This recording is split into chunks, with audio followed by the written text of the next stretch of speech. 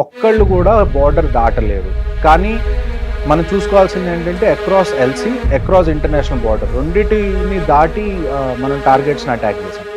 ఏవి దాటకుండా ఎలా వెళ్ళినాయి. నా అనాలిసిస్ ప్రకారం నేనేమనుకుంటున్నాను అంటే మనకి శామ్ మిసైల్స్ అని ఉంటాయి. అంటే శామ్ అంటాం మనం, సర్ఫేస్ టు ఎయిర్ మిసైల్. అంటే భూమి మీద నుంచి మనం మిసైల్ వదిలిపెడితే అది వెళ్ళి గాల్లో తగలడం కానీ, లేకపోతే సర్ఫేస్ టు సర్ఫేస్ మిసైల్స్ ఉంటాయి.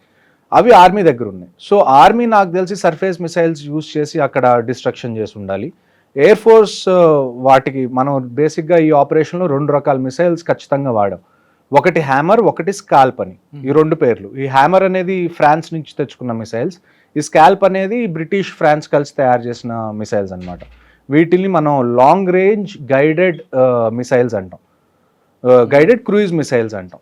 సో ఇవి మనం ఒకవేళ మనం లోపలికి ఎంటర్ అవ్వకపోయినా మనం బార్డర్ దగ్గర ఉండి మన ఎయిర్ క్రాఫ్ట్ గాల్లో పెట్టి అక్కడి నుంచి ఫైర్ చేసినా కానీ చాలా దూరం వెళ్ళి ఎనిమీ టార్గెట్స్ని టార్గెట్ చేసేంత క్యాపబిలిటీస్ ఉన్న మిసైల్స్ ఇవి.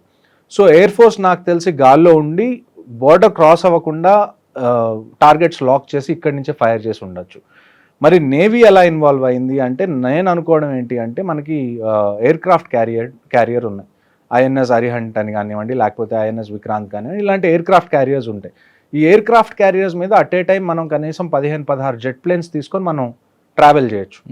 సో నాకు తెలిసి జెట్ ప్లేన్స్ ఏవైతే ఖచ్చితంగా తెలిసిన విషయం ఏంటంటే ఇందులో రఫేల్స్ ఏవైతే మనం ఫ్రాన్స్ నుంచి కొత్తగా తెప్పించుకున్నామో అవైతే మాత్రం ఖచ్చితంగా యూజ్ అయినాయి అని మాత్రం మనం ఒకసారి గమనించాలి.